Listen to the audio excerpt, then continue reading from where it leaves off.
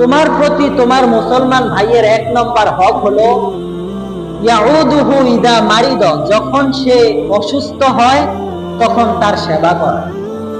1 নম্বর হক, যখন তোমার মুসলমান ভাই অসুস্থ হবে তখন তার সেবা করা। 2 নম্বর হক ওয়ায়াশহাদুহু ইদা মাতা, যখন তোমার মুসলমান ভাই মারা যাবে, মৃত্যুবরণ করবে, তখন তার জানাজায় শরীক হওয়া, এটা তোমার মুসলমান ভাইয়ের হক।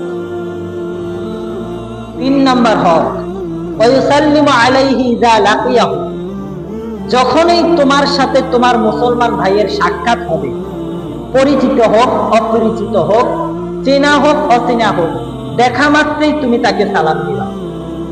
এটা তোমার উপরে তোমার মুসলমান ভাইয়ের 3 নম্বর হক।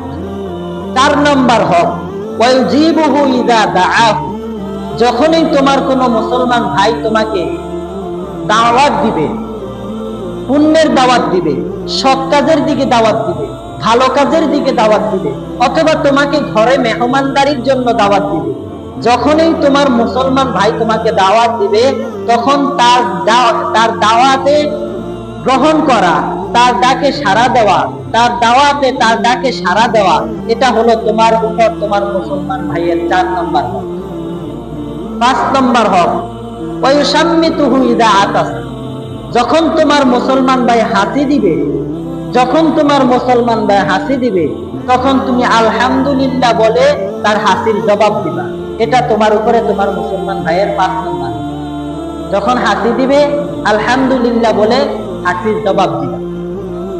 6 নম্বর হক ওয়ায়ানসাহু লাহু ইযা গাবা আও শাহিদা, যখন তোমার মুসলমান ভাই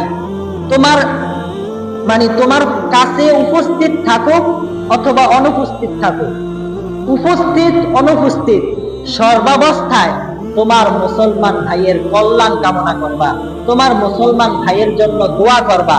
এটা হলো তোমার উপরে তোমার মুসলমান ভাইয়ের 6 নম্বর।